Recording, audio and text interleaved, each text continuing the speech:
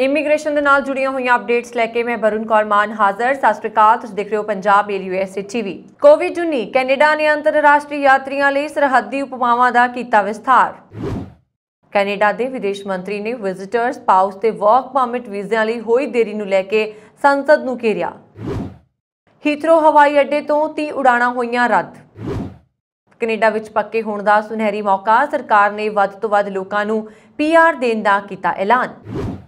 ਭਾਰਤੀ ਤੇ ਹੋਰ ਪ੍ਰਵਾਸੀ ਡਾਕਟਰਾਂ ਅਤੇ ਸਿਹਤ ਕਾਮਿਆਂ ਦੇ ਮਾਪਿਆਂ ਲਈ ਵੀਜ਼ਾ ਨਿਯਮਾਂ ਵਿੱਚ ਢਿੱਲ ਦੇਣ ਦੀ ਮੰਗ। ਏਅਰ ਕੈਨੇਡਾ ਜੁਲਾਈ ਤੇ ਅਗਸਤ ਵਿੱਚ ਘਟਾਏਗੀ ਫਲਾਈਟਸ। ਅੰਮ੍ਰਿਤਸਰ ਏਅਰਪੋਰਟ ਤੇ ਸਿੰਗਾਪੁਰ ਦੀ ਫਲਾਈਟ ਵਿੱਚ ਬੰਬ ਹੋਣ ਦੀ ਸੂਚਨਾ ਤੇ ਪਈਆਂ ਭਾਜੜਾਂ। ਫਰਾਂਸ ਦੇ ਏਅਰਪੋਰਟ ਕਾਮਿਆਂ ਨੇ ਕੀਤੀ ਹੜਤਾਲ, ਕਈ ਉਡਾਣਾਂ ਰੱਦ। ਵਿਦੇਸ਼ ਵਿੱਚ ਵਸੇ ਰਿਸ਼ਤੇਦਾਰ ਬਿਨਾਂ ਪਾਬੰਦੀਆਂ ਸਾਲਾਨਾ ਭੇਜ ਸਕਣਗੇ 10 ਲੱਖ ਰੁਪਏ। ਇਟਲੀ ਦੇ ਸ਼ਹਿਰ ਵੈਨਿਸ ਦੀ ਯਾਤਰਾ ਕਰਨ ਵਾਲੇ ਸੈਲਾਨੀਆਂ ਲਈ ਅਹਿਮ ਖਬਰ, ਹੁਣ ਦੇਣੀ ਪਏਗੀ ਐਂਟਰੀ ਫੀਸ। ਤੁਸੀਂ ਦੇਖ ਰਹੇ ਹੋ ਵੀਕਲੀ ਇਮੀਗ੍ਰੇਸ਼ਨ ਅਪਡੇਟ। ਕੈਨੇਡਾ ਸਰਕਾਰ ਨੇ ਕੋਵਿਡ-19 ਮਹਾਮਾਰੀ ਸੰਬੰਧੀ ਕੇਸਾਂ ਵਿੱਚ ਵਾਧੇ ਤੋਂ ਬਾਅਦ ਅਹਿਮ ਫੈਸਲਾ ਲਿਆ ਹੈ। ਕੈਨੇਡਾ ਸਰਕਾਰ ਨੇ ਦੇਸ਼ ਵਿੱਚ ਦਾਖਲ ਹੋਣ ਵਾਲੇ ਯਾਤਰੀਆਂ ਲਈ ਮੌਜੂਦਾ ਕੋਵਿਡ-19 ਜਨਤਕ ਸਿਹਤ ਉਪਾਵਾਂ ਨੂੰ ਘੱਟੋ-ਘੱਟ 30 ਸਤੰਬਰ ਤੱਕ ਇਸ ਹਫ਼ਤੇ ਵਧਾ ਦਿੱਤਾ, ਜਿਸ ਵਿੱਚ ਅਰਾਈਵ ਕੈਨ ਐਪ ਦੀ ਵਰਤੋਂ ਵੀ ਸ਼ਾਮਲ ਹੈ। ਬੁੱਧਵਾਰ ਨੂੰ ਜਾਰੀ ਇੱਕ ਰਿਲੀਜ਼ ਵਿੱਚ ਕੈਨੇਡਾ ਦੀ ਪਬਲਿਕ ਹੈਲਥ ਏਜੰਸੀ ਨੇ ਕਿਹਾ ਕਿ ਪੂਰੀ ਤਰ੍ਹਾਂ ਟੀਕਾਕਰਨ ਵਾਲੇ ਯਾਤਰੀਆਂ ਦੀ ਰੈਂਡਮ ਕੋਵਿਡ-19 ਟੈਸਟਿੰਗ ਨੂੰ ਸਾਰੇ ਹਵਾਈ ਅੱਡਿਆਂ ਤੇ ਜੁਲਾਈ ਦੇ ਅੱਧ ਤੱਕ ਰੋਕ ਦਿੱਤਾ ਜਾਏਗਾ। ਇਸ ਨੇ ਸਭ ਤੋਂ ਪਹਿਲਾਂ 11 ਜੂਨ ਨੂੰ ਵਿਰਾਮ ਦੀ ਘੋਸ਼ਣਾ ਕੀਤੀ ਅਤੇ ਰਿਲੀਜ਼ ਵਿੱਚ ਕਿਹਾ ਗਿਆ ਸੀ ਕਿ ਇਹ ਹਵਾਈ ਅੱਡਿਆਂ ਨੂੰ ਆਪਣੇ ਸੰਚਾਲਨ ਨੂੰ ਸੁਚਾਰੂ ਬਣਾਉਣ ਤੇ ਧਿਆਨ ਦੇਣ ਦੀ ਆਗਿਆ ਦੇ ਰਿਹਾ ਹੈ। ਜਨਤਕ ਸਿਹਤ ਏਜੰਸੀ ਨੇ ਕਿਹਾ ਕਿ ਉਹ ਹਵਾਈ ਅੱਡਿਆਂ ਤੋਂ ਬਾਹਰ ਹਵਾਈ ਯਾਤਰੀਆਂ ਲਈ ਟੈਸਟ ਪ੍ਰਦਾਤਾ, ਸਟੋਰਾਂ, ਫਾਰਮੇਸੀਆਂ ਜਾਂ ਵਰਚੁਅਲ ਅਪਾਇੰਟਮੈਂਟ ਦੁਆਰਾ ਚੁਣਨ ਲਈ ਕੋਵਿਡ-19 ਟੈਸਟਿੰਗ ਨੂੰ ਟ੍ਰਾਂਸਫਰ ਕਰਨ ਦੀਆਂ ਯੋਜਨਾਵਾਂ ਨਾਲ ਅੱਗੇ ਵਧ ਰਹੀ ਹੈ। ਲਾਜ਼ਮੀ ਰੈਂਡਮ ਟੈਸਟਿੰਗ ਬਿਨਾਂ ਕਿਸੇ ਬਦਲਾਅ ਦੇ ਦਾਖਲੇ ਦੇ ਜ਼ਮੀਨੀ ਬਾਰਡਰ ਪੁਆਇੰਟ ਤੇ ਜਾਰੀ ਹੈ। ਰਿਲੀਜ਼ ਵਿੱਚ ਅੱਗੇ ਕਿਹਾ ਗਿਆ ਹੈ ਕਿ ਜਿਨ੍ਹਾਂ ਯਾਤਰੀਆਂ ਦਾ ਪੂਰੀ ਤਰ੍ਹਾਂ ਟੀਕਾਕਰਨ ਨਹੀਂ ਹੋਇਆ ਹੈ ਅਤੇ ਉਹਨਾਂ ਕੋਲ ਵੈਧ ਛੋਟ ਨਹੀਂ ਹੈ, ਉਸ ਨੂੰ ਆਪਣੇ 14 ਦਿਨਾਂ ਦੇ ਕੁਆਰੰਟਾਈਨ ਦੇ ਪਹਿਲੇ ਦਿਨ ਅਤੇ 8ਵੇਂ ਦਿਨ ਟੈਸਟ ਕਰਵਾਉਣਾ ਹੋਏਗਾ। ਸਿਹਤ ਮੰਤਰੀ ਜੀਨ-ਯਵੇਸ ਡਿਕਲਾਸ ਨੇ ਲੋਕਾਂ ਨੂੰ ਇਹ ਵੀ ਤਾਕੀਦ ਕੀਤੀ ਹੈ ਕਿ ਉਹ ਸਿਫਾਰਿਸ਼ ਕੀਤੇ ਟੀਕਿਆਂ ਨਾਲ ਅਪ ਟੂ ਡੇਟ ਰਹਿਣ ਤਾਂ ਜੋ ਯਕੀਨੀ ਬਣਾਇਆ ਜਾ ਸਕੇ ਕਿ ਉਹ ਸੰਕਰਮਣ ਪ੍ਰਸਾਰਣ ਅਤੇ ਗੰਭੀਰ ਜਟਿਲਤਾਵਾਂ ਤੋਂ ਉਚਿਤ ਰੂਪ ਵਿੱਚ ਸੁਰੱਖਿਅਤ ਨੇ। ਸਾਰੇ ਯਾਤਰੀਆਂ ਨੂੰ ਕੈਨੇਡਾ ਪਹੁੰਚਣ ਤੋਂ ਪਹਿਲਾਂ ਜਾਂ ਦੇਸ਼ ਲਈ ਨਿਰਧਾਰਤ ਕਰੂਜ਼ ਜਹਾਜ਼ ਤੇ ਸਵਾਰ ਹੋਣ ਤੋਂ ਪਹਿਲਾਂ 72 ਘੰਟਿਆਂ ਦੇ ਅੰਦਰ ਆਪਣੀ ਯਾਤਰਾ ਦੀ ਜਾਣਕਾਰੀ ਪ੍ਰਦਾਨ ਕਰਨ ਲਈ ਅਰਾਈਵ ਕੈਨ ਐਪ ਜਾਂ ਵੈਬਸਾਈਟ ਦੀ ਵਰਤੋਂ ਕਰਨਾ ਜਾਰੀ ਰੱਖਣਾ ਹੋਏਗਾ। ਸਰਕਾਰ ਨੇ ਕਿਹਾ ਕਿ 95% ਜ਼ਮੀਨੀ ਅਤੇ ਹਵਾਈ ਯਾਤਰੀ ਐਪ ਦੀ ਵਰਤੋਂ ਕਰ ਰਹੇ ਨੇ ਅਤੇ ਇਹ ਪਾਲਣਾ ਨੂੰ ਵਧਾਉਣ ਲਈ ਕਦਮ ਚੁੱਕ ਰਹੀ ਹੈ। ਇਸ ਵਿੱਚ ਕਿਹਾ ਗਿਆ ਹੈ ਕਿ ਕੈਨੇਡਾ ਨੂੰ ਵਾਇਰਸ ਦੇ ਫੈਲਣ ਨੂੰ ਹੌਲੀ ਕਰਨ ਵਿੱਚ ਮਦਦ ਕਰਨ ਲਈ ਬਾਰਡਰ ਟੈਸਟਿੰਗ ਜ਼ਰੂਰੀ ਹੈ, ਕਿਉਂਕਿ ਟੈਸਟਾਂ ਦੇ ਡੇਟਾ ਦੀ ਵਰਤੋਂ ਮੌਜੂਦਾ ਪੱਧਰ ਅਤੇ ਦੇਸ਼ ਵਿੱਚ ਕੋਵਿਡ-19 ਦੇ ਆਯਾਤ ਰੁਝਾਨਾਂ ਨੂੰ ਸਮਝਣ ਲਈ ਕੀਤੀ ਜਾਂਦੀ ਹੈ। ਇਸ ਵਿੱਚ ਕਿਹਾ ਗਿਆ ਹੈ ਕਿ ਟੈਸਟਿੰਗ ਪ੍ਰੋਗਰਾਮ ਦੇ ਨਵੇਂ ਕੋਵਿਡ-19 ਰੂਪਾਂ ਦਾ ਪਤਾ ਲਗਾਉਣ ਅਤੇ ਪਛਾਣ ਕਰਨ ਦੀ ਵੀ ਆਗਿਆ ਦਿੰਦਾ ਹੈ। ਸੈਰ ਸਪਾਟਾ ਸਮੂਹਾਂ ਅਤੇ ਬਾਰਡਰ ਕਮਿਊਨਿਟੀ ਮੇਅਰਾਂ ਅਤੇ ਸੰਸਦ ਮੈਂਬਰਾਂ ਨੇ ਸਰਕਾਰ ਨੂੰ ਪਾਬੰਦੀਆਂ ਨੂੰ ਸੌਖਾ ਕਰਨ ਅਤੇ ਅਰਾਈਵ ਕੈਨ ਐਪ ਨੂੰ ਸਕ੍ਰੈਪ ਕਰਨ ਲਈ ਕਿਹਾ। ਟਰਾਂਸਪੋਰਟ ਮੰਤਰੀ ਰੈਂਡੀ ਨੇ ਕਿਹਾ ਕਿ ਸਰਕਾਰ ਕੈਨੇਡਾ ਦੀ ਵਿਜ਼ਿਟਰ ਆਰਥਿਕਤਾ ਨੂੰ ਵਧਾਉਣ ਲਈ ਡੂੰਘਾ ਨਿਵੇਸ਼ ਕਰ ਰਹੀ ਹੈ। ਪਿਛਲੇ ਇੱਕ ਸਾਲ ਤੋਂ ਕੈਨੇਡਾ 'ਚ ਵਰਕ ਪਰਮਿਟ, ਸਪਾਊਸ ਵੀਜ਼ਿਆਂ ਤੇ ਵਿਜ਼ਿਟਰ ਵੀਜ਼ਿਆਂ ਵਿੱਚ ਆਈ ਖੜੌਤ ਨੂੰ ਲੈ ਕੇ ਕੈਨੇਡਾ ਦੇ ਮੰਤਰੀਆਂ ਵੱਲੋਂ ਸਰਕਾਰ ਨੂੰ ਖਿੱਚਿਆ ਜਾ ਰਿਹਾ ਹੈ ਤੇ ਹੁਣ ਪਹਿਲੀ ਵਾਰ ਟਰੂਡੋ ਸਰਕਾਰ ਦੇ ਕੁਝ ਮੰਤਰੀਆਂ ਨੇ ਸਰਕਾਰ ਨੂੰ ਇਸ ਬਾਰੇ ਸੋਚਣ ਲਈ ਕਿਹਾ, ਜਿਸ ਦੇ ਜਵਾਬ ਵਿੱਚ ਵਿਦੇਸ਼ ਮੰਤਰੀ ਨੇ ਇਹ ਮੰਨਿਆ ਕਿ ਇਹ ਸੱਚ ਹੈ ਕਿ ਕੈਨੇਡਾ 'ਚ ਆਉਣ ਵਾਲੇ ਲੋਕਾਂ ਦੀਆਂ ਅਰਜ਼ੀਆਂ ਦੇ ਢੇਰ ਲੱਗੇ ਹੋਏ ਨੇ ਤੇ ਉਹਨਾਂ ਤੇ ਅਮਲ ਕਰਨ ਵਿੱਚ ਦੇਰੀ ਹੋ ਰਹੀ ਹੈ, ਪਰ ਸਾਡੀ ਇਮੀਗ੍ਰੇਸ਼ਨ ਭਰੋਸਾ ਦਿਵਾਉਂਦੀ ਹੈ ਕਿ ਇਸ ਸਾਲ ਦੇ ਸਤੰਬਰ ਤੱਕ ਵਿਜ਼ਿਟਰ, ਸਪਾਊਸ ਤੇ ਵਰਕ ਪਰਮਿਟ ਵੀਜ਼ੇ ਪੂਰੀ ਤਰ੍ਹਾਂ ਨਾਲ ਖੋਲ੍ਹ ਦਿੱਤੇ ਜਾਣਗੇ। ਸੰਸਦ ਵਿੱਚ ਟਰੂਡੋ ਸਰਕਾਰ ਦੇ ਇੱਕ ਮੰਤਰੀ ਨੇ ਵਿਦੇਸ਼ ਮੰਤਰੀ ਨੂੰ ਸਲਾਹ ਦਿੰਦੇ ਹੋਏ ਕਿਹਾ ਕਿ ਵਿਜ਼ਿਟਰ ਵੀਜ਼ਾ ਜਲਦੀ ਖੋਲ੍ਹਣਾ ਤਾਂ ਜੋ ਸੈਰਗਾਹ ਥਾਮ ਤੇ ਕੰਮ ਕਰਨ ਵਾਲਿਆਂ ਰੁਜ਼ਗਾਰ ਚਲਾ ਸਕੇ, ਕਿਉਂਕਿ ਸਰਕਾਰ ਕੋਲ ਵਿਜ਼ਿਟਰ ਵੀਜ਼ਿਆਂ ਦੀਆਂ ਫਾਈਲਾਂ 150 ਤੋਂ 170 ਦਿਨਾਂ ਤੱਕ ਇੰਤਜ਼ਾਰ ਕਰ ਰਹੀਆਂ ਨੇ ਤੇ ਇਹਨਾਂ ਤੇ ਅਮਲ ਅਤੀ ਜ਼ਰੂਰੀ ਹੈ। ਵਿਦੇਸ਼ ਮੰਤਰੀ ਨੇ ਕਿਹਾ ਕਿ ਸਟਾਫ ਦੀ ਕਮੀ ਕਾਰਨ ਇਮੀਗ੍ਰੇਸ਼ਨ ਲੇਟ ਹੋਈ ਹੈ ਤੇ ਉਹ ਜਲਦ ਇਸ ਪ੍ਰਕਿਰਿਆ ਨੂੰ ਮੁੜ ਲੀ ਤੇ ਲਿਆਉਣ ਲਈ ਯਤਨਸ਼ੀਲ ਨੇ। ਲੰਡਨ ਦੇ ਹਵਾਈ ਅੱਡੇ ਹੀਥਰੋ ਤੋਂ 30 ਉਡਾਣਾਂ ਰੱਦ ਹੋਣ ਕਾਰਨ ਯਾਤਰੀਆਂ ਨੂੰ ਭਾਰੀ ਪਰੇਸ਼ਾਨੀ ਦਾ ਇਸ ਹਫ਼ਤੇ ਸਾਹਮਣਾ ਕਰਨਾ ਪਿਆ। ਜਾਣਕਾਰੀ ਅਨੁਸਾਰ ਹੀਥਰੋ ਹਵਾਈ ਅੱਡੇ ਤੇ ਲੱਗੀਆਂ ਲੰਬੀਆਂ ਕਤਾਰਾਂ ਦੀਆਂ ਸ਼ਿਕਾਇਤਾਂ ਤੋਂ ਬਾਅਦ ਹਵਾਈ ਕੰਪਨੀਆਂ ਨੂੰ 30 ਉਡਾਣਾਂ ਰੱਦ ਕਰਨ ਬਾਰੇ ਕਿਹਾ ਸੀ। ਹਵਾਈ ਅੱਡੇ ਦੇ ਬੁਲਾਰੇ ਅਨੁਸਾਰ ਯਾਤਰੀਆਂ ਦੀ ਸੁਰੱਖਿਆ ਲਈ ਉਡਾਣਾਂ ਰੱਦ ਕਰਨੀਆਂ ਜ਼ਰੂਰੀ ਸੀ। ਯਾਤਰੀਆਂ ਵਿੱਚ ਇਸ ਗੱਲ ਨੂੰ ਲੈ ਕੇ ਵੀ ਰੋਸ ਹੈ ਕਿ ਉਹਨਾਂ ਨੂੰ ਅਗਾਊਂ ਜਾਣਕਾਰੀ ਦਿੱਤੇ ਬਿਨਾਂ ਹੀ ਅਚਾਨਕ ਉਡਾਣਾਂ ਰੱਦ ਕਰ ਦਿੱਤੀਆਂ ਗਈਆਂ। ਹਵਾਈ ਅੱਡੇ ਦੇ ਬੁਲਾਰੇ ਨੇ ਕਿਹਾ ਕਿ ਪ੍ਰਭਾਵਿਤ ਯਾਤਰੀਆਂ ਨੂੰ ਦੁਬਾਰਾ ਬੁਕਿੰਗ ਕਰਨ ਲਈ ਹਵਾਈ ਕੰਪਨੀਆਂ ਨਾਲ ਮਿਲ ਕੇ ਕੰਮ ਕਰ ਰਹੇ ਨੇ।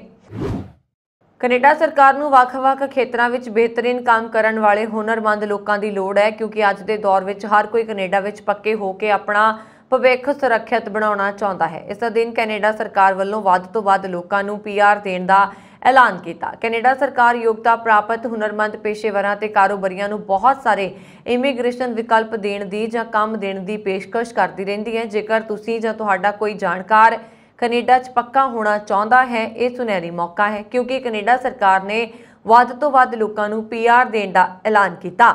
ਦਰਅਸਲ ਕੈਨੇਡਾ ਸਰਕਾਰ ਨੂੰ ਵੱਖ-ਵੱਖ ਖੇਤਰਾਂ ਵਿੱਚ ਬਿਹਤਰੀਨ ਕੰਮ ਕਰਨ ਵਾਲੇ ਹੁਨਰਮੰਦ ਲੋਕਾਂ ਦੀ ਲੋੜ ਹੈ। ਇਹਨਾਂ 'ਚ ਡਰਾਈਵਰ, ਕਿਸਾਨ, ਨਰਸਾਂ, ਅਕਾਊਂਟੈਂਟ, ਅਧਿਆਪਕ, ਇੰਜੀਨੀਅਰ ਹੋਰ ਸ਼ਾਮਲ ਨੇ। ਇਸ ਤੋਂ ਇਲਾਵਾ ਹੋਰ ਖੇਤਰਾਂ ਵਿੱਚ ਵੀ ਮਹਾਰਤ ਰੱਖਣ ਵਾਲੇ ਉਮੀਦਵਾਰਾਂ ਲਈ ਵੀ ਵਿਕਲਪ ਮੌਜੂਦ ਨੇ। ਕੈਨੇਡਾ ਦੀ PR ਲਈ ਅਪਲਾਈ ਕਰਨ ਦੀ ਪ੍ਰਕਿਰਿਆ ਪਾਰਦਰਸ਼ੀ ਹੋਏਗੀ। IRCC ਵਕੀਲ ਵੱਲੋਂ ਉਮੀਦਵਾਰਾਂ ਦਾ ਸਹੀ ਮਾਰਗਦਰਸ਼ਨ ਕੀਤਾ ਜਾਏਗਾ। ਇਸ ਪ੍ਰਕਿਰਿਆ ਜ਼ਰੀਏ ਤੁਹਾਨੂੰ 12 ਮਹੀਨਿਆਂ ਵਿੱਚ ਵੀ ਕੈਨੇਡਾ ਦੀ PR ਮਿਲ ਜਾਏਗੀ। ਇਸ ਦੌਰਾਨ PNP ਅਤੇ ਐਕਸਪ੍ਰੈਸ ਐਂਟਰੀ ਦੋਵੇਂ ਵਿਕਲਪ ਉਪਲਬਧ ਹੋਣਗੇ। ਬਰਤਾਨੀਆ 'ਚ ਮਾਪਿਆਂ ਸਮੇਤ ਕਿਸੇ ਵੀ ਨੇੜਲੇ ਪਰਿਵਾਰਕ ਮੈਂਬਰ ਨੂੰ ਸਥਾਈ ਤੌਰ ਤੇ UK ਆ ਕੇ ਪਰਿਵਾਰ ਨਾਲ ਰਹਿਣ ਲਈ ਵੀਜ਼ਾ ਨਿਯਮ ਵੱਡੀ ਰੁਕਾਵਟ ਨੇ। ਅਜਿਹੇ ਵਿੱਚ ਕਈ ਪ੍ਰਵਾਸੀ ਡਾਕਟਰ ਨੌਕਰੀਆਂ ਛੱਡ ਰਹੇ ਨੇ। ਡਾਕਟਰਾਂ ਦੇ ਇੱਕ ਸਮੂਹ ਨੇ ਬ੍ਰਿਟਿਸ਼ ਮੈਡੀਕਲ ਐਸੋਸੀਏਸ਼ਨ ਤੋਂ ਮੰਗ ਕੀਤੀ ਹੈ ਕਿ ਉਹ ਗ੍ਰਹਿ ਵਿਭਾਗ ਤੇ ਵੀਜ਼ਾ ਨਿਯਮਾਂ ਵਿੱਚ ਛੋਟ ਦੇਣ ਲਈ ਦਬਾਅ ਪਾਉਣ, ਤਾਂ ਕਿ ਉਹ ਆਪਣੇ ਮਾਪਿਆਂ ਨੂੰ UK ਲਿਆ ਕੇ ਉਹਨਾਂ ਦੀ ਦੇਖਭਾਲ ਕਰ ਸਕਣ। ਬ੍ਰਾਈਟਨ ਵਿੱਚ ਬ੍ਰਿਟਿਸ਼ ਮੈਡੀਕਲ ਐਸੋਸੀਏਸ਼ਨ ਦੀ ਸਾਲਾਨਾ ਕਾਨਫਰੰਸ ਵਿੱਚ ਇਸ ਮਾਮਲੇ ਨੂੰ ਗੰਭੀਰਤਾ ਨਾਲ ਉਠਾਇਆ ਗਿਆ ਕਿ 2012 ਵਿੱਚ ADR ਨਿਯਮਾਂ ਨੂੰ ਉਸ ਸਮੇਂ ਦੀ ਗੱਠਜੋੜ ਸਰਕਾਰ ਨੇ ਬਦਲ ਦਿੱਤਾ ਸੀ, ਜਿਸ ਨਾਲ ਇਹ ਮੁਸ਼ਕਿਲ ਪੈਦਾ ਹੋਈ। ਇਸ ਬਦਲਾਵ ਨੇ NHS ਦੇ ਕਈ ਡਾਕਟਰਾਂ ਨੂੰ ਨੌਕਰੀ ਛੱਡਣ ਲਈ ਮਜਬੂਰ ਕੀਤਾ। ਡਾਕਟਰ ਰਘੂ ਕੋਟਾ ਨੇ ਕਿਹਾ ਕਿ ਇਹਨਾਂ ਬਦਲੇ ਨਿਯਮਾਂ ਕਾਰਨ 96% ਅਰਜ਼ੀਆਂ ਰੱਦ ਹੋਈਆਂ ਨੇ, ਜੋ ਪਰਿਵਾਰਾਂ ਲਈ ਬੇਇਨਸਾਫੀ ਹੈ। ਇਹ ਮੰਗ ਉਸ ਸਮੇਂ ਮੁੜ ਉੱਠੀ ਹੈ ਜਦੋਂ ਕਾਰਨਵਾਲ ਐਂਬੂਲੈਂਸ ਸੇਵਾ ਦੀ ਸੰਚਾਲਨ ਕਮਾਂਡਰ ਐਨਾ ਜੈਕਸਨ ਅਤੇ ਲੰਡਨ ਸਕੂਲ ਆਫ ਇਕਨੋਮਿਕਸ ਵਿੱਚ ਐਸੋਸੀਏਟ ਪ੍ਰੋਫੈਸਰ ਰੋਹਿਤ ਰਾਹੀ ਚਾਹੁੰਦੇ ਸਨ ਕਿ ਉਹ ਆਪਣੀ 80 ਸਾਲਾ ਮਾਂ ਨੀਲਮ ਰਾਹੀ ਨਾਲ ਬਾਕੀ ਸਮਾਂ ਲੰਡਨ ਵਿੱਚ ਬਿਤਾਉਣ, ਕਿਉਂਕਿ ਉਹ ਕੈਂਸਰ ਬਿਮਾਰੀ ਨਾਲ ਜੂਝ ਰਹੇ ਸਨ। ਚੇਅਰਪਰਸਨ ਡਾਕਟਰ ਕਿਟੀ ਮੋਹਨ ਨੇ ਕਿਹਾ, ਅੰਤਰਰਾਸ਼ਟਰੀ ਯੋਗਤਾ ਪ੍ਰਾਪਤ NHS ਕਾਮੇ ਦੇਸ਼ ਦੀ ਸਿਹਤ ਪ੍ਰਣਾਲੀ ਵਿੱਚ ਵਿਲੱਖਣ ਯੋਗਦਾਨ ਪਾਉਂਦੇ ਨੇ, ਪਰ ਉਹਨਾਂ ਨੂੰ ਖੁਦ ਦੇ ਮਾਪਿਆਂ ਨੂੰ ਮਾੜੇ ਹਾਲਾਤਾਂ ਵਿੱਚ ਛੱਡਣ ਲਈ ਮਜਬੂਰ ਹੋਣਾ ਪੈਂਦਾ। ਕੈਨੇਡਾ ਦੇ ਹਵਾਈ ਅੱਡਿਆਂ ਤੇ ਲੰਬੀਆਂ ਕਤਾਰਾਂ ਵਿੱਚ ਉਲਝ ਰਹੇ ਹਵਾਈ ਯਾਤਰੀਆਂ ਨੂੰ ਕਾਫੀ ਜ਼ਿਆਦਾ ਮੁਸ਼ਕਲ ਦਾ ਸਾਹਮਣਾ ਕਰਨਾ ਪੈ ਰਿਹਾ। ਇਸ ਵਿਚਾਲੇ ਕੈਨੇਡਾ ਦੀਆਂ ਸਭ ਤੋਂ ਵੱਡੀਆਂ ਹਵਾਈ ਕੰਪਨੀਆਂ ਵਿੱਚ ਸ਼ਾਮਲ ਏਅਰ ਕੈਨੇਡਾ ਵੱਡਾ ਕਦਮ ਚੁੱਕਣ ਜਾ ਰਹੀ ਹੈ। ਇਸ ਕੰਪਨੀ ਨੇ ਗਾਹਕ ਸੇਵਾ ਵਿੱਚ ਕਮੀ ਦੇ ਚਲਦਿਆਂ ਜੁਲਾਈ ਅਤੇ ਅਗਸਤ ਮਹੀਨੇ ਵਿੱਚ ਆਪਣੀਆਂ ਫਲਾਈਟਸ ਦੀ 15% ਦੀ ਗਿਣਤੀ ਘਟਾਉਣ ਦਾ ਫੈਸਲਾ ਲਿਆ। ਇਸ ਹਫ਼ਤੇ ਏਅਰ ਕੈਨੇਡਾ ਦੇ ਪ੍ਰਧਾਨ ਮਾਈਕਲ ਰੂਸੋ ਨੇ ਇੱਕ ਬਿਆਨ ਜਾਰੀ ਕਰਦਿਆਂ ਕਿਹਾ, ਮਹਾਮਾਰੀ ਦਾ ਖੌਫ ਘਟਣ ਕਾਰਨ ਯਾਤਰੀਆਂ ਦੀ ਗਿਣਤੀ ਹਵਾਈ ਅੱਡਿਆਂ ਤੇ ਕਾਫੀ ਤੇਜ਼ੀ ਨਾਲ ਵਧੀ ਹੈ। ਇਸ ਕਾਰਨ ਹਵਾਈ ਕੰਪਨੀਆਂ ਨੂੰ ਗਾਹਕ ਸੇਵਾ ਵਿੱਚ ਕਮੀ ਦਾ ਸਾਹਮਣਾ ਕਰਨਾ ਪੈ ਰਿਹਾ। ਇਸ ਲਈ ਜੁਲਾਈ ਅਤੇ ਅਗਸਤ ਮਹੀਨੇ ਵਿੱਚ ਏਅਰ ਕੈਨੇਡਾ ਦੀਆਂ ਫਲਾਈਟਸ ਘਟਾਉਣ ਦਾ ਕੌੜਾ ਘੁੱਟ ਭਰਨਾ ਪੈ ਸਕਦਾ।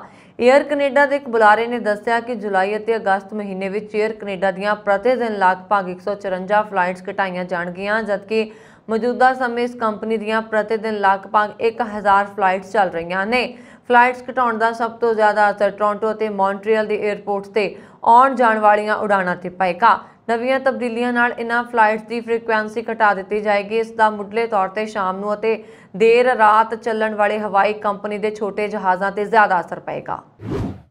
ਇਸ ਹਫ਼ਤੇ ਪੰਜਾਬ ਦੇ ਅੰਮ੍ਰਿਤਸਰ ਜ਼ਿਲ੍ਹੇ ਦੇ ਸ੍ਰੀ ਗੁਰੂ ਰਾਮਦਾਸ ਜੀ ਅੰਤਰਰਾਸ਼ਟਰੀ ਹਵਾਈ ਅੱਡੇ ਤੇ ਉਸ ਸਮੇਂ ਹਲਚਲ ਮਚ ਗਈ ਜਦੋਂ ਡਾਇਰੈਕਟਰ ਨੂੰ ਸਿੰਗਾਪੁਰ ਤੋਂ ਆਉਣ ਵਾਲੀ ਫਲਾਈਟ ਵਿੱਚ ਬੰਬ ਹੋਣ ਦੀ ਸੂਚਨਾ ਮਿਲੀ ਸੀ। ਡਾਇਰੈਕਟਰ ਨੇ ਤੁਰੰਤ ਸੁਰੱਖਿਆ ਨੂੰ ਅਲਰਟ ਕਰ ਦਿੱਤਾ ਸੀ ਅਤੇ ਪੁਲਿਸ ਨੂੰ ਵੀ ਸੂਚਿਤ ਕਰ ਦਿੱਤਾ ਸੀ। ਇਸ ਤੋਂ ਬਾਅਦ ਸ਼ਾਮ 6:40 ਤੇ ਅੰਮ੍ਰਿਤਸਰ ਹਵਾਈ ਅੱਡੇ ਤੇ ਉਤਰਨ ਵਾਲੀ ਸਕੂਟ ਫਲਾਈਟ ਨੰਬਰ TR509 ਨੂੰ ਉਤਰਦੇ ਹੀ ਘੇਰ ਲਿਆ ਗਿਆ ਸੀ। ਦੇਰ ਰਾਤ ਤੱਕ ਫਲਾਈਟ ਵਿੱਚ ਸਰਚ ਆਪਰੇਸ਼ਨ ਜਾਰੀ ਰਿਹਾ ਸੀ, ਪਰ ਤਲਾਸ਼ੀ ਵਿੱਚ ਕੁਝ ਨਹੀਂ ਮਿਲਿਆ ਸੀ ਅਤੇ ਦੇਰ ਰਾਤ ਫਲਾਈਟ ਦੁਬਾਰਾ ਸਿੰਗਾਪੁਰ ਲਈ ਰਵਾਨਾ ਹੋ ਗਈ ਸੀ। ਇਸ ਤੋਂ ਬਾਅਦ ਅੰਦਾਜ਼ਾ ਲਗਾਇਆ ਗਿਆ ਸੀ ਕਿ ਕਿਸੇ ਨੇ ਫਰਜ਼ੀ ਕਾਲ ਕਰਕੇ ਇਹ ਅਫਵਾਹ ਫੈਲਾਈ ਹੈ। ਇਸ ਹਫ਼ਤੇ ਦੀ ਇਹ ਖਬਰ ਹੈ। ਪੁਲਿਸ ਹੁਣ ਕਾਲ ਕਰਨ ਵਾਲੇ ਦੀ ਭਾਲ ਕਰ ਰਹੀ ਹੈ। ਏਅਰਪੋਰਟ ਅਧਿਕਾਰੀਆਂ ਤੋਂ ਮਿਲੀ ਜਾਣਕਾਰੀ ਮੁਤਾਬਕ ਵੀਰਵਾਰ ਸ਼ਾਮ ਨੂੰ ਡਾਇਰੈਕਟਰ VK ਸੇਠ ਨੂੰ ਦਫ਼ਤਰ ਦੇ ਨੰਬਰ ਤੇ ਕਾਲ ਆਈ। ਫੋਨ ਕਰਨ ਵਾਲੇ ਨੇ ਦੱਸਿਆ ਕਿ ਜਹਾਜ਼ ਵਿੱਚ ਬੰਬ ਹੈ ਜੋ ਕੁਝ ਦੇਰ ਬਾਅਦ ਅੰਮ੍ਰਿਤਸਰ ਏਅਰਪੋਰਟ ਤੇ ਉਤਰਨਾ ਸੀ। ਇਸ ਤੋਂ ਬਾਅਦ ਏਅਰਪੋਰਟ ਡਾਇਰੈਕਟਰ ਨੇ CI CISF ਦੀ ਐਂਟੀ ਸਬੈਟੋਸ ਟੀਮ ਹਰਕਤ ਵਿੱਚ ਆ ਗਈ ਅਤੇ ਜਿਵੇਂ ਸ਼ਾਮ 6:40 ਤੇ ਫਲਾਈਟ ਲੈਂਡ ਹੋਈ ਤਲਾਸ਼ੀ ਸ਼ੁਰੂ ਕਰ ਦਿੱਤੀ ਗਈ। ਸੁਰੱਖਿਆ ਲਈ ਡੌਗ ਸਕੁਐਡ ਟੀਮ ਬੁਲਾਈ ਗਈ, ਵਿਸ਼ੇਸ਼ ਜੰਤਰ ਵੀ ਲਿਆਂਦਾ ਗਿਆ ਤਾਂ ਜੋ ਜਹਾਜ਼ ਦੀ ਬਰੀਕੀ ਨਾਲ ਜਾਂਚ ਕੀਤੀ ਜਾ ਸਕੇ। CISF ਟੀਮ ਦੀ ਫਲਾਈਟ ਰਨਵੇ ਦੇ ਇੱਕ ਪਾਸੇ ਖੜੀ ਸੀ। ਇਸ ਤੋਂ ਬਾਅਦ ਯਾਤਰੀਆਂ ਨੂੰ ਸੁਰੱਖਿਅਤ ਉਤਾਰਿਆ ਗਿਆ।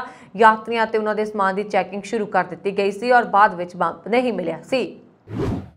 ਪੈਰਿਸ ਦੇ ਚਾਰਲਸ ਡੀ ਗੌਲ ਹਵਾਈ ਅੱਡੇ ਅਤੇ ਫਰਾਂਸ ਦੇ ਹੋਰ ਹਵਾਈ ਅੱਡਿਆਂ ਤੇ ਮੁਲਾਜ਼ਮਾਂ ਨੇ ਵੱਧਦੀ ਮਹਿੰਗਾਈ ਦੇ ਮੱਦੇਨਜ਼ਰ ਇਸ ਹਫ਼ਤੇ ਤਨਖਾਹਾਂ ਵਿੱਚ ਵਾਧੇ ਦੀ ਮੰਗ ਨੂੰ ਲੈ ਕੇ ਸ਼ੁੱਕਰਵਾਰ ਨੂੰ ਹੜਤਾਲ ਕੀਤੀ, ਜਿਸ ਕਾਰਨ ਕਈ ਉਡਾਣਾਂ ਪ੍ਰਭਾਵਿਤ ਹੋਈਆਂ। ਕੋਰੋਨਾ ਵਾਇਰਸ ਮਹਾਮਾਰੀ ਕਾਰਨ ਲਗਭਗ 2 ਸਾਲਾਂ ਤੋਂ ਲਾਈਆਂ ਪਾਬੰਦੀਆਂ ਤੋਂ ਬਾਅਦ ਯਾਤਰੀਆਂ ਦੀ ਗਿਣਤੀ ਵਧਣ ਕਾਰਨ ਹਵਾਈ ਅੱਡਿਆਂ ਤੇ ਉਡਾਣਾਂ ਦੇ ਸੰਚਾਲਨ 'ਚ ਤਾਜ਼ਾ ਵਿਘਨ ਸੀ।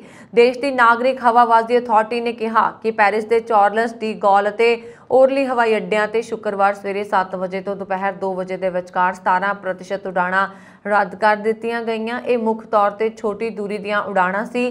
ਦੋਵਾਂ ਹਵਾਈ ਅੱਡਿਆਂ ਤੇ ਪ੍ਰਦਰਸ਼ਨਾਂ ਦੀ ਯੋਜਨਾ ਬਣਾਈ ਗਈ ਸੀ ਅਤੇ ਪੈਰਿਸ ਏਅਰਪੋਰਟ ਅਥਾਰਟੀ ਨੇ ਟਰਮੀਨਲ ਪਹੁੰਚ, ਚੈੱਕ-ਇਨ ਅਤੇ ਸੁਰੱਖਿਆ ਕੇਂਦਰਾਂ ਵਿੱਚ ਸੰਭਾਵਤ ਦੇਰੀ ਦੀ ਚੇਤਾਵਨੀ ਦਿੱਤੀ ਸੀ। ਟ੍ਰੇਡ ਯੂਨੀਅਨ ਨੇ ਕਿਹਾ ਕਿ ਹੜਤਾਲ ਐਤਵਾਰ ਤੱਕ ਰਹੀ ਹੈ। ਫਰਾਂਸੀਸੀ ਮੀਡੀਆ ਰਿਪੋਰਟਾਂ ਮੁਤਾਬਕ ਪੈਰਿਸ ਹਵਾਈ ਅੱਡੇ ਦੇ ਕਰਮਚਾਰੀ ਤਨਖਾਹ ਵਿੱਚ 6% ਦੀ ਵਾਧੇ ਦੀ ਮੰਗ ਕਰ ਰਹੇ ਨੇ, ਜਦੋਂ ਕਿ ਪ੍ਰਬੰਧਨ ਨੇ 3% ਦੀ ਵਾਧੇ ਦੀ ਤਜਵੀਜ਼ ਰੱਖੀ ਹੈ। ਚਾਰਲਸ ਡੀ ਗੌਲ ਵਿਖੇ ਹਵਾਈ ਅੱਡੇ ਦੇ ਫਾਇਰ ਫਾਈਟਰਸ ਵੀ ਤਨਖਾਹ ਵਾਧੇ ਦੀ ਮੰਗ ਨੂੰ ਲੈ ਕੇ ਹੜਤਾਲ ਤੇ ਸਨ। ਜੇਕਰ ਤੁਹਾਡਾ ਕੋਈ ਰਿਸ਼ਤੇਦਾਰ ਵਿਦੇਸ਼ ਵਿੱਚ ਰਹਿੰਦਾ ਹੈ ਤੇ ਉਹ ਬਿਨਾਂ ਕਿਸੇ ਰੁਕਾਵਟ ਦੇ ਤੁਹਾਨੂੰ ਸਾਲ ਵਿੱਚ 10 ਲੱਖ ਰੁਪਏ ਤੱਕ ਭੇਜ ਸਕਦਾ ਹੈ। ਇਸ ਦੇ ਲਈ ਤੁਹਾਨੂੰ ਕਿਸੇ ਸਰਕਾਰੀ ਵਿਭਾਗ ਜਾਂ ਪ੍ਰਸ਼ਾਸਨਿਕ ਇਕਾਈ ਨੂੰ ਸੂਚਨਾ ਦੇਣ ਦੀ ਲੋੜ ਨਹੀਂ ਹੋਏਗੀ। ਪਹਿਲਾਂ ਅੰਸ਼ਦਾਨ ਦੀ ਹੱਦ 1 ਲੱਖ ਰੁਪਏ ਸੀ। ਸਰਕਾਰ ਨੇ ਇਸ ਦੇ ਲਈ ਮੌਜੂਦਾ ਵਿਦੇਸ਼ੀ ਅੰਸ਼ਦਾਨ ਐਕਟ 2011 ਦੇ ਨਿਯਮਾਂ ਵਿੱਚ 7 ਬਦਲਾਅ ਕੀਤੇ। ਬਦਲੇ ਹੋਏ ਨਿਯਮ 1 ਜੁਲਾਈ ਤੋਂ ਲਾਗੂ ਹੋ ਗਏ ਨੇ।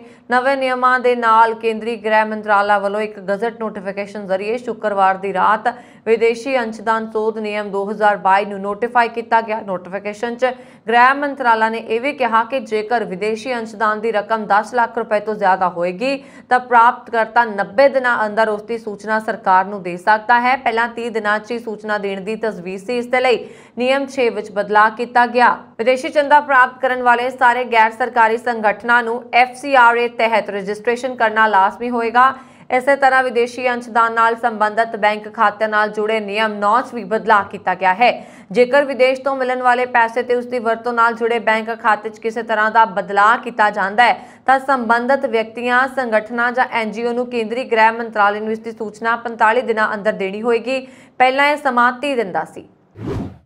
ਤੁਸੀਂ ਦੇਖ ਰਹੇ ਹੋ ਵੀਕਲੀ ਇਮੀਗ੍ਰੇਸ਼ਨ ਅਪਡੇਟ ਔਰ ਜੇ ਤੁਸੀਂ ਘੁੰਮਣ ਜਾਣਾ ਚਾਹੁੰਦੇ ਹੋ ਖਾਸ ਤੌਰ ਤੇ ਇਟਲੀ ਤਾਂ ਇਹ ਖਬਰ ਤੁਹਾਡੇ ਲਈ ਖਾਸ ਹੋ ਸਕਦੀ ਹੈ। ਇਟਲੀ ਦੇ ਵੈਨਿਸ ਸ਼ਹਿਰ ਨੇ ਅਗਲੇ ਸਾਲ ਜਨਵਰੀ ਤੋਂ ਇੱਥੇ ਆਉਣ ਵਾਲੇ ਸੈਲਾਨੀਆਂ ਲਈ ਐਂਟਰੀ ਫੀਸ ਲਾਜ਼ਮੀ ਕਰ ਦਿੱਤੀ ਹੈ ਤੇ ਇਸ ਦੇ ਨਾਲ ਹੀ ਇਹ ਅਜਿਹੀ ਐਂਟਰੀ ਫੀਸ ਵਸੂਲਣ ਵਾਲਾ ਦੁਨੀਆ ਦਾ ਪਹਿਲਾ ਸ਼ਹਿਰ ਬਣਨ ਜਾ ਰਿਹਾ। ਇਟਲੀ ਦੇ ਟੂਰਿਜ਼ਮ ਕਰਾਊਨ ਵਿੱਚ ਸਥਿਤ ਵੈਨਿਸ ਦੀ ਯਾਤਰਾ ਕਰਨ ਵਾਲੇ ਸੈਲਾਨੀਆਂ ਨੂੰ 16 ਜਨਵਰੀ 2023 ਤੋਂ ਐਂਟਰੀ ਫੀਸ ਅਦਾ ਕਰਨੀ ਪਏਗੀ। ਵੈਨਿਸ ਦੇ ਸੈਰ ਸਪਾਟਾ ਅਧਿਕਾਰੀ ਸਿਮੋਨ ਨੇ ਸ਼ੁੱਕਰਵਾਰ ਨੂੰ ਪ੍ਰੈਸ ਕਾਨਫਰੰਸ ਵਿੱਚ ਇਹ ਜਾਣਕਾਰੀ ਦਿੱਤੀ। ਉਹਨਾਂ ਨੇ ਇਸ ਨੂੰ ਮਹਾਨ ਕ੍ਰਾਂਤੀ ਅਤੇ ਹਾਈਪਰ ਟੂਰਿਜ਼ਮ ਸਮੱਸਿਆ ਦਾ ਹੱਲ ਕਰਾਰ ਦਿੱਤਾ। ਸ਼ਹਿਰ ਵਾਸੀਆਂ ਨੂੰ ਲੰਬੇ ਸਮੇਂ ਤੋਂ ਇਸ ਸਮੱਸਿਆ ਦਾ ਸਾਹਮਣਾ ਕਰਨਾ ਪੈ ਰਿਹਾ ਹੈ। CNN ਦੀ ਇੱਕ ਰਿਪੋਰਟ ਦੇ ਅਨੁਸਾਰ ਐਂਟਰੀ ਫੀਸ ਦੀ ਕੀਮਤ 3 ਤੋਂ 10 ਯੂਰੋ ਦੇ ਵਿਚਕਾਰ ਹੋਏਗੀ। ਇਹ ਸੈਲਾਨੀਆਂ ਦੀ ਗਿਣਤੀ ਦੇ ਹਿਸਾਬ ਨਾਲ ਵੱਖ-ਵੱਖ ਹੋਏਗੀ। ਸੈਲਾਨੀ ਜਿੰਨੀਆਂ ਜ਼ਿਆਦਾ ਬੇਨਤੀਆਂ ਕਰਨਗੇ ਫੀਸ ਦੀ ਕੀਮਤ ਉਨੀ ਵੱਧ ਜਾਏਗੀ। ਦਾ ਇੰਡੀਪੈਂਡੈਂਟ ਮੁਤਾਬਕ ਜੋ ਸੈਲਾਨੀ ਐਂਟਰੀ ਫੀਸ ਦਾ ਭੁਗਤਾਨ ਨਹੀਂ ਕਰਨਗੇ ਉਹਨਾਂ ਨੂੰ 300 ਯੂਰੋ ਦਾ ਜੁਰਮਾਨਾ ਦੇਣਾ ਹੋਏਗਾ। CNN ਦੀ ਇੱਕ ਰਿਪੋਰਟ ਦੇ ਅਨੁਸਾਰ 6 ਸਾਲ ਤੋਂ ਘੱਟ ਉਮਰ ਦੇ ਬੱਚਿਆਂ ਅਤੇ ਨਿਵਾਸੀਆਂ ਨੂੰ ਇਸ ਵਿੱਚ ਛੋਟ ਦਿੱਤੀ ਜਾਏਗੀ। ਉਹਨਾਂ ਨੇ ਕਿਹਾ ਕਿ ਦਿਵਿਆਂਗ ਵਿਅਕਤੀਆਂ, ਮਕਾਨ ਮਾਲਕਾਂ, ਸਿਹਤ ਕਾਰਨਾਂ ਕਰਕੇ ਰਿਸ਼ਤੇਦਾਰਾਂ ਨੂੰ ਮਿਲਣ ਅਤੇ ਕਿਸੇ ਵੀ ਖੇਡ ਅਤੇ ਸੱਭਿਆਚਾਰਕ ਪ੍ਰੋਗਰਾਮ ਵਿੱਚ ਹਿੱਸਾ ਲੈਣ ਲਈ ਸ਼ਹਿਰ ਆਉਣ ਵਾਲੇ ਲੋਕਾਂ ਨੂੰ ਛੋਟ ਦਿੱਤੀ ਜਾਏਗੀ। ਇਹ ਸਨ ਹੁਣ ਤੱਕ ਦੀਆਂ ਇਮੀਗ੍ਰੇਸ਼ਨ ਅਪਡੇਟ। ਅਗਲੇ ਹਫਤੇ ਫਿਰ ਤੋਂ ਹਾਜ਼ਰ ਹੋਵਾਂਗੇ ਬਹੁਤ ਸਾਰੀਆਂ ਇਮੀਗ੍ਰੇਸ਼ਨ ਦੇ ਨਾਲ ਜੁੜੀਆਂ ਹੋਈਆਂ ਖਬਰਾਂ ਲੈ ਕੇ। ਮੈਨੂੰ ਵਰੁਣ ਕੌਰ ਮਾਨ ਨੂੰ ਦਿਓ ਆਗਿਆ। ਦੇਖਦੇ ਰਹੋ ਪੰਜਾਬ ਮੇਲ USA TV। ਸਤਿ ਸ਼੍ਰੀ ਅਕਾਲ।